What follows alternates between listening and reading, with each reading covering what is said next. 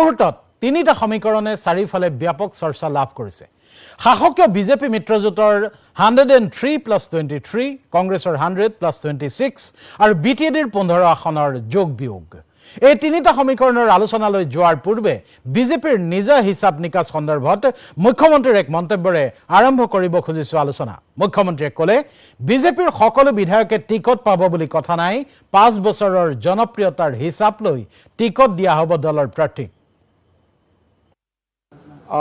নিশ্চিতভাৱে প্ৰত্যেকগৰাকী বিজেপিৰ বিধায়কে টিকট পাব তাৰ নিশ্চয়তা কোনেও দিব নোৱাৰে 5 বছৰ কাৰণে বিধায়ক হয়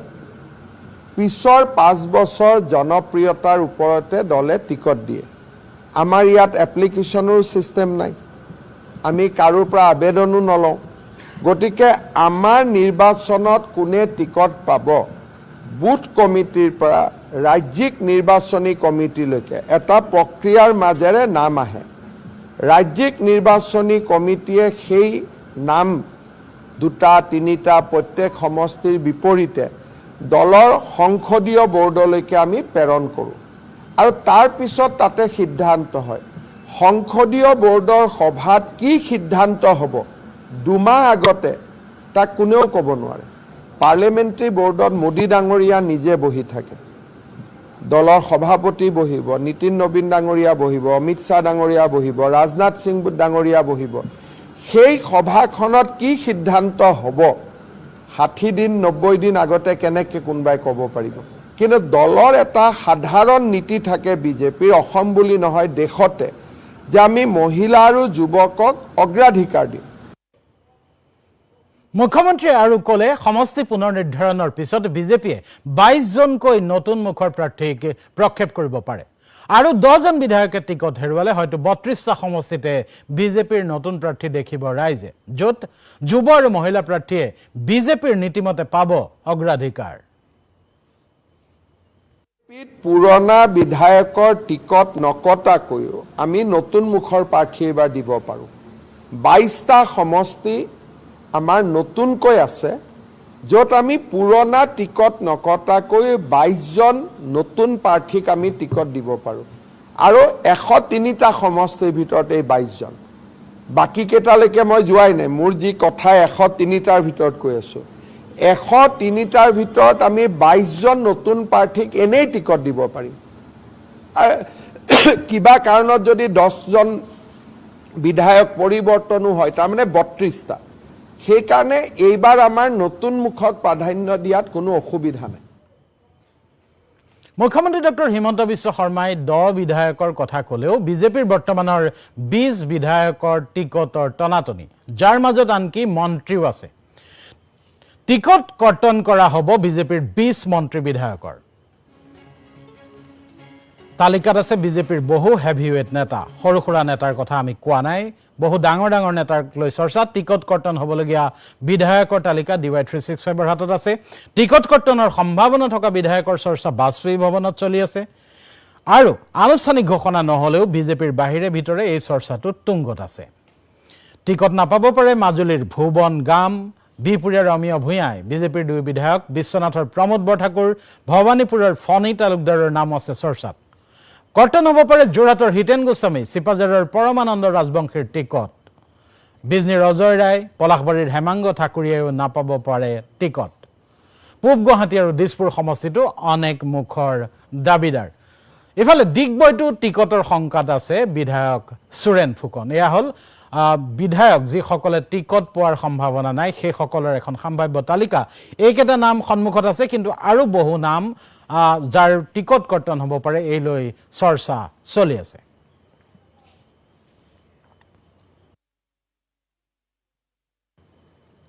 বিজেপিৰ এনে দলীয় হিচাপ নিকাচৰ বিপৰীতে অগপৰ সৈতে আসনৰ বুজাপৰাৰ ওপৰত দৃষ্টি নিবদ্ধ আছে ৰাজ্যবাসীৰ আসন বুজাবুজি সন্দৰ্ভত অগপৰ সৈতে অনানুষ্ঠানিকভাৱে বিজেপিৰ কথা বতৰা চলি আছে বুলি ক'লে মুখ্যমন্ত্ৰী অগপ ইচ্ছা কৰিলে সকলোতে টিকট দিব পাৰে বুলি কৈও মুখ্যমন্ত্ৰীয়ে ক'লে আসন বুজাবুজি কোন সমষ্টিত বিজেপি কোন সমষ্টিত অগপই প্ৰাৰ্থী দিব সেই লৈ যোৱা 3 মাহৰ পৰা চলি আছে আলোচনা অগপ দল এটা স্বতন্ত্ৰ ৰাজনৈতিক দল অগপ দলৰ ওপৰত বিজেপিৰ কোনো অধিকাৰ নাই এজিপিয়ে যিমান টিকট দিব খোজে নিশ্চিতভাৱে দিব পাৰে কিন্তু যদি বিজেপিৰ লগত লগলাগি টিকট দিয়াৰ কথাটো হয় তেতিয়াহ'লে অতুল বৰা আৰু দিলীপ শইকীয়াৰ মাজত বৈঠক হ'ব লাগিব তাৰ পিছতহে কথাটো ওলাব যে কোনে কেইখনত খেলিব কিন্তু এজিপিয়ে যদি কয় যে নহয় বিজেপিৰ জেগাত থাকিব আমি 100খনত খেলিম আমিতো বাধা দিব নোৱাৰো সেই বৈঠকখন হৈ থাকিব এতিয়াও আমাৰ মানুহে আমাৰ প্ৰতিনিধিয়ে কেশৱ মহন্ত ডাঙৰীয়া অতুল বৰাৰ লগত কথা পাতি আছে ময়ো 2-3 বাৰ ফণীভূষণ চৌধুৰীৰ লগত কথা পাতি আছো আমি যেহেতু কেবিনেটত একেলগেই থাকো প্ৰতিটো মুহূৰ্ততে আমি কথা পাতি থাকো খালি কোনোবা দিনাখন আমি এনেকে আপোনালোকৰ সন্মুখত আহি ঘোষণাটো কৰি দিম আমাৰ আলোচনা কেতিয়া হৈ যাব সেইটো আপোনালোকে গমেই নাপাব কাৰণ যেহেতু আমি সদায় বহি থাকো যেতিয়া আনুষ্ঠানিক দৰকাৰ হ'ব একেবাৰে লাষ্টত দুইটা দল বহিব এজিপি অফিচত বা বিজেপি অফিচত ওলাই আহি দুইজন সভাপতি আপোনালোকক জনাব সেইটো এটা বেলেগ দিন কিন্তু আলোচনা আমি আজি 3 মাহৰ পৰা কৰি আছো কোনে কেইটা সিটত ইলেকশন খেলিব এজিপি দলে তেওঁলোকৰ কথা কৈছে আমি আমাৰ কথা কৈ আছো আৰু আমাৰ কেইবাজনো মন্ত্ৰীয়ে এজিপিৰ লগত কথা বতৰা পাতি আছে মোৰ আৰু দিলীপ শইকীয়াৰ পৰ্যায়ত এতিয়ালৈকে আমি কথা পাতা নাই কিন্তু আমাৰ মন্ত্ৰীসকলে তেওঁলোকৰ লগত সদায় পাতি আছে মুখ্যমন্ত্ৰী কৈ আছে যে আপাতত সহজ হ'ব অগপৰ সৈতে টিকটৰ বুজা পৰা অগপৰ সৈতে আলোচনা চলিয়ে আছে এটা কেইবাজনো মন্ত্ৰীয়ে কথা পাতি আছে বুলি কৈছে মুখ্যমন্ত্ৰীয়ে বিপৰীতে মুখ্যমন্ত্ৰীৰ এই মন্তব্যৰ প্ৰতিক্ৰিয়া হিচাপে অসম গণ পৰিষদৰ কাৰ্যকৰী সভাপতি কেশৱ মহন্তই কৈছে পাৰিলে বুলিয়ে অগপই সকলোতে প্ৰাৰ্থী দিয়াৰ কথা নাহে যেটো মুখ্যমন্ত্ৰীয়ে কৈছে অগপই মন গলে দিব পাৰে ৰাজনৈতিক অংকমতে সন্মানজনকভাৱে বিষয়টো সমাধান হ'ব বুলি আশাবাদী অগপ এই গোটেইটো ৰাজনৈতিক অংক গতিকে ৰাজনৈতিক অংক য'ত মিলে সেই ধৰণে আগবাঢ়িব লাগিব ইচ্ছা কৰিলে মানে কৰ্তৃত্ব থাকিলে সকলো কাম কৰাটো কোনেও উচিত নহয় যিবিলাক সমষ্টিত আমাৰ দলীয় লোক আগতে নিৰ্বাচিত হৈছিল আৰু এতিয়াও তেখেতসকলে নিৰ্বাচনৰ কাৰণে প্ৰস্তুতি চলাই আছে তেনে বিষয়বিলাক আমাৰ মিত্ৰজোঁটৰ মজিয়াত আমাৰ নিশ্চয় আলোচনা হ'ব আৰু কেতিয়াবা আমি দেখিছোঁ ইয়াৰ আগৰ বছৰ কেইবাটাও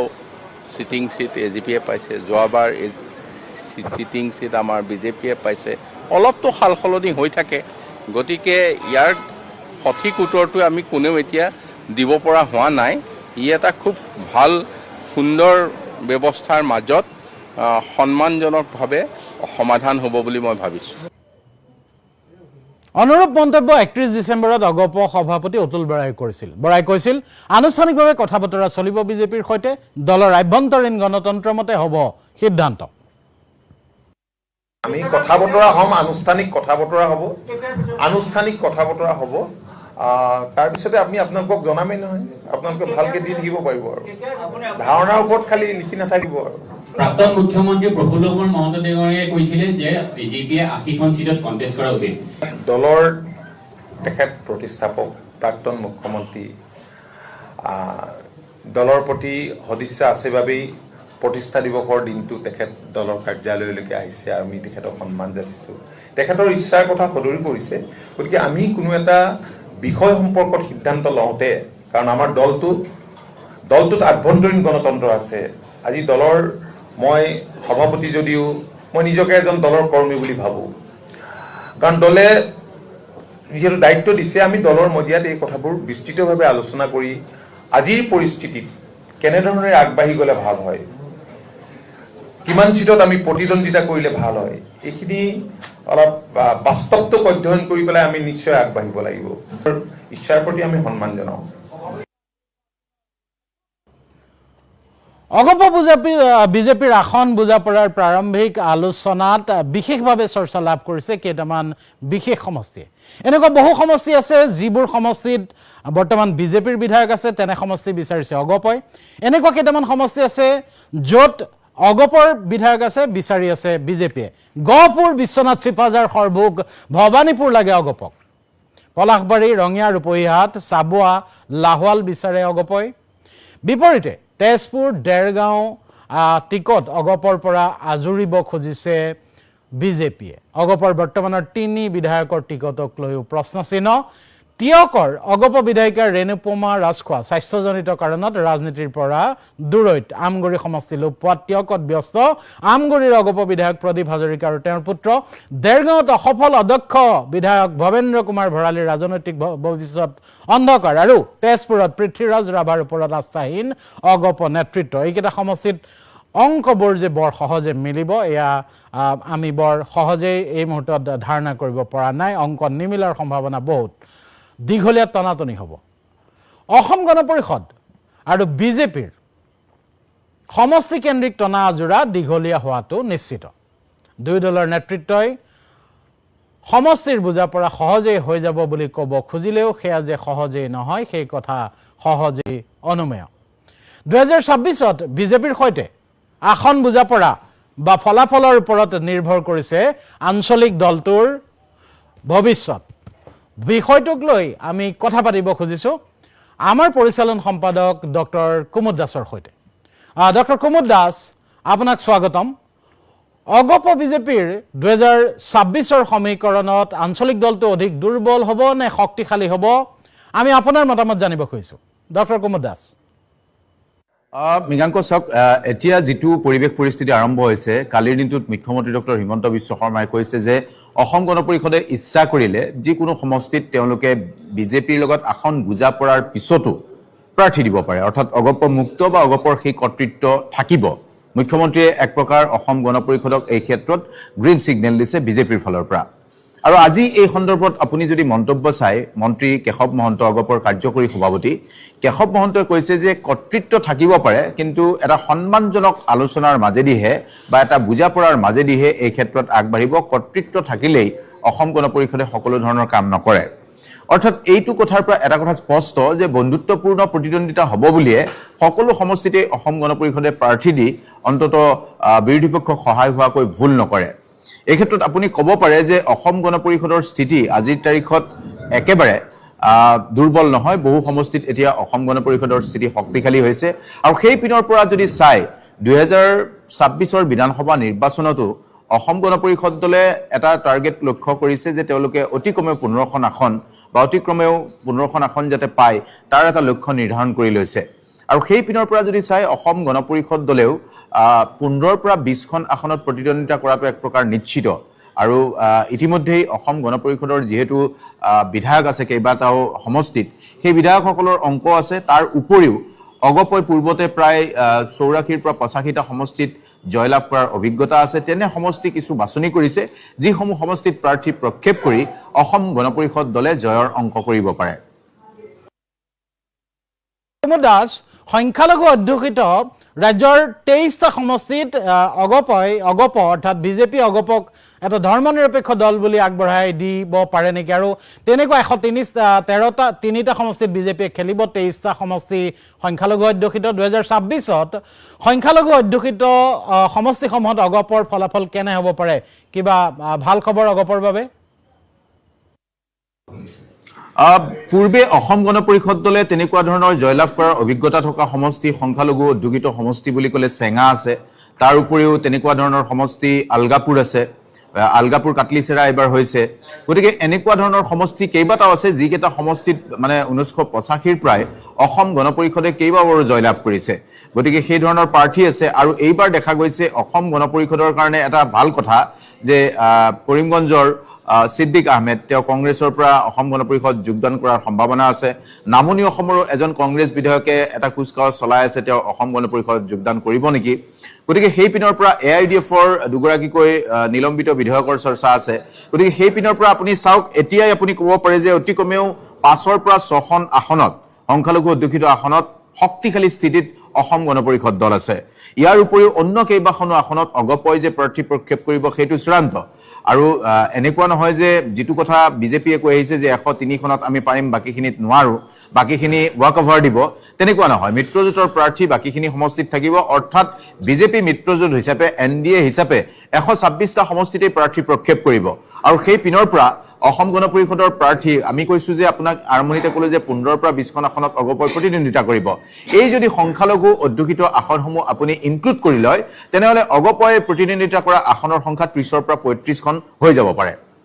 হয় হয়, ধন্যবাদ কুমুদ দাস। এইবাৰ আমি আলোচনা কৰিব খুজিছোঁ বিৰোধী মিত্ৰজোঁটৰ বিষয়ে।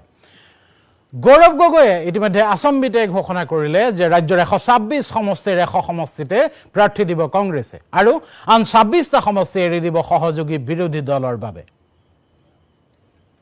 বেলেগ বিৰোধী দলৰ লগত মিত্ৰতা হোৱা সম্ভাৱনা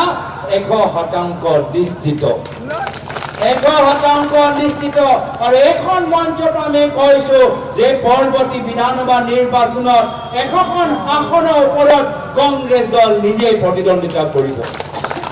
100 আসনৰ ওপৰত কংগ্ৰেছ দলে নিজেই প্ৰতিদ্বন্দ্বিতা কৰিব আৰু বাকীখিনি আসন আমি আমাৰ মিত্ৰ গোটৰ বিৰোধী দলৰ মাজত আমি আলাপ আলোচনাৰ যোগেদি আমি ভাগ কৰিম। সেইকাৰণে চিন্তা কৰিব নালাগে, মিত্ৰতা হ'বই। আমি সকলোৱে মিলি জুলি আমি হিমন্ত বিশ্ব শৰ্মা ডাঙৰীয়াৰ অপশাসন, অন্যায় আৰু অত্যাচাৰৰ পৰা আমি ৰাইজক আমি পৰিত্ৰাণ দিম। কিন্তু গৌৰৱ গগৈৰ এই ফৰ্মুলাত সহমত নহয় ৰাইজৰ দলৰ সভাপতি অখিল গগৈ। অখিল গগৈৰ মতে আসনক লৈ আলোচনা হ'ব লাগিব। কোনে কিমান আসনত ক'ত কোনে নিৰ্বাচন খেলিলে বিজেপিক হৰুৱাব পাৰিব সেয়া সবিস্তাৰে আলোচনা কৰিহে হ'ব আসনৰ বুজাপৰা। আমি গৌৰৱ গগৈ ডাঙৰীয়াৰ বক্তব্যটো শুনিছোঁ, কিন্তু আমি সেই বক্তব্যটো মানি লোৱা নাই। আমি ভাবোঁ যে এলায়েন্সৰ চিটৰ বিতৰণটো ডেফিনেটলি সেইটো আমাৰ ভিতৰত হোৱা মিটিঙত সিদ্ধান্ত হ'ব। সেইটো কোনো টিভিৰ সন্মুখত সেইকাৰণে আমি লম্ফজম্ফ কৰা নাই। এই যে 26খন নহ'ব, আমাক কিমানখন লাগিব, এইবিলাক আমি কোৱা নাই। গৌৰৱে কৈছে, আমি কোৱা নাই, আমি নকওঁ। আমি এলায়েন্সৰ ভিতৰৰ মিটিঙত সেই কথাটো উত্থাপন কৰিম, সেই কথাটো কনভিন্স কৰিবলৈ চেষ্টা কৰিম যে একচুৱেলি কোনে কিমানখন আসনত খেলিলে আমি বিজেপিক হৰুৱাব পাৰিম। মই আপোনালোকক সূত্ৰটো কৈ দিলোঁ যে য'ত যিয়ে খেলিলে বিজেপিক হৰুৱাব পাৰিব সেই সূত্ৰ অনুসৰিয়ে এইবাৰ ইলেকশ্যন খেলা হ'ব। সেইটো যদি 26খন আসনত আমি গোটেইবিলাকে খেলিলে যদি বিজেপি হাৰে আৰু কংগ্ৰেছে যদি 100খনত খেলিলে কংগ্ৰেছে গোটেই বিজেপিক হৰুৱাই দিব পাৰে, তেতিয়াহ'লে সেইটোৱে হ'ব। আমাৰ হাতত তথ্য আছে, আমাৰ হাতত এনালিচিছ আছে, আমাৰ হাতত বিশ্লেষণ আছে, আমাৰ হাতত যুক্তি আছে। সেই যুক্তিবিলাক আমি প্ৰদৰ্শন কৰিম আৰু তাৰ পৰৱৰ্তী সময়ত সিদ্ধান্ত ল'ম। অখিল গগৈ আৰু কৈছে মিত্ৰতা কিন্তু খাটাং। ইতিমধ্যেই মিত্ৰতা বা আসন বুজাবুজিক লৈ কংগ্ৰেছে এখন কমিটি গঠন কৰি দিছে আৰু সেই কমিটিৰ সৈতে আলোচনা চলি আছে। কেইদিনমানৰ ভিতৰতে একেলগে জলপান খাই শেষ কৰিব বিৰোধীৰ টিকটৰ প্ৰথম ৰাউণ্ডৰ আলোচনা। বিৰোধী একত্ৰিত হৈ বিজেপিক হৰুৱাই হিমন্ত বিশ্ব শৰ্মাক কাৰাগাৰলৈ প্ৰেৰণৰ হুংকাৰ অখিল গগৈৰ। আমি একলগ হৈ গ'লোঁ, ইন প্ৰিন্সিপল আমি একলগ হৈ গ'লোঁ। আপোনালোকে নিজে দেখিলে কাৰ্বি আংলঙত গৈ একেলগতে গৈ লিডাৰ অফ দ্য অপজিশ্যন আমাৰ দেৱব্ৰত শইকীয়া ডাঙৰীয়াৰ নেতৃত্বত আমি একেলগতে গ'লোঁ। কাৰ্বি আংলঙৰ পৰা সেই ৰাজ্যপালৰ ওচৰত একেলগতে গ'লোঁ, ৰাজ্যপালৰ ওচৰলৈ। আকৌ কেইদিনমানৰ ভিতৰত একেলগতে এতিয়া আমি ভোজ ভাত খাম, একেলগতে জলপান খাম। আৰু জলপান খাই মোটামুটি ফাৰ্ষ্ট ৰাউণ্ড এই কেইদিনমানৰ ভিতৰত আমি জলপান খাই ফাৰ্ষ্ট ৰাউণ্ড টিকেটৰ কথাটো শেষ কৰি দিম। আৰু ইতিমধ্যে এখন কমিটি কংগ্ৰেছ দলৰ টিমৰ পৰা কৰি দিছে। আমি সেই তেওঁলোকৰ লগতো টিকেটৰ সম্পৰ্কে কথা বাৰ্তা আৰম্ভ কৰি দিছোঁ। আমাৰ লগত ইতিমধ্যে কথা বাৰ্তা আৰম্ভ হৈছে সব ৰাজনৈতিক দলৰ লগত। কংগ্ৰেছ দলে এখন কমিটি কৰি দিছে। সেই কমিটিখনৰ লগত ইতিমধ্যে আমি কথা বাৰ্তা আৰম্ভ কৰিছোঁ। ফৰ্মেল লিষ্ট দিওঁ অৱস্থাত আছোঁ, কথাবিলাক পাতি লৈছোঁ। ফৰ্মেল লিষ্ট দিওঁ অৱস্থাত আছোঁ। আমাৰ একতা হোৱাটো 100% খাটা। নিশ্চিন্ত হৈ থাকক, 2026ত বিজেপিক হৰুৱাব লাগিব। বিজেপিক হৰুৱাই হিমন্ত বিশ্ব শৰ্মাক জেলত দিব লাগিব। অখিল গগৈয়ে আত্মবিশ্বাস প্ৰকাশ কৰিলেও বিজেপিক প্ৰতিহত কৰিব পৰাকৈ কিমান শক্তিশালী বিৰোধী এনে প্ৰশ্নৰ উত্তৰৰ বাবে আমি সংযোগ স্থাপন কৰিব খুজিছোঁ আমাৰ মুখ্য সম্পাদক অদীপ কুমাৰ ফুকন ডাঙৰীয়াৰ সৈতে। অদীপ কুমাৰ ফুকন ডাঙৰীয়া, বিৰোধীৰ যিটো সমীকৰণ 100+26 100 কংগ্ৰেছৰ 26 অন্যান্য সহযোগী দলৰ এই যিটো সমীকৰণ তাৰ বাস্তৱিকতা কিমান? ফুকন ডাঙৰীয়া।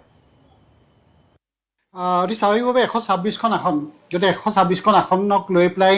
সকলোৱে নিজা অংক কৰিব আৰু যিহেতু কংগ্ৰেছে এটা মিত্ৰ শক্তি কৰিবলৈ গৈ আছে, বিশেষকৈ কংগ্ৰেছৰ কাৰণে অতি গুৰুত্বপূৰ্ণ বিষয় যে দুটা বেলেগ দৃষ্টিভংগীৰ শক্তি, এটা জাতীয়তাবাদী শক্তি আৰু আনটা বামপন্থী শক্তি,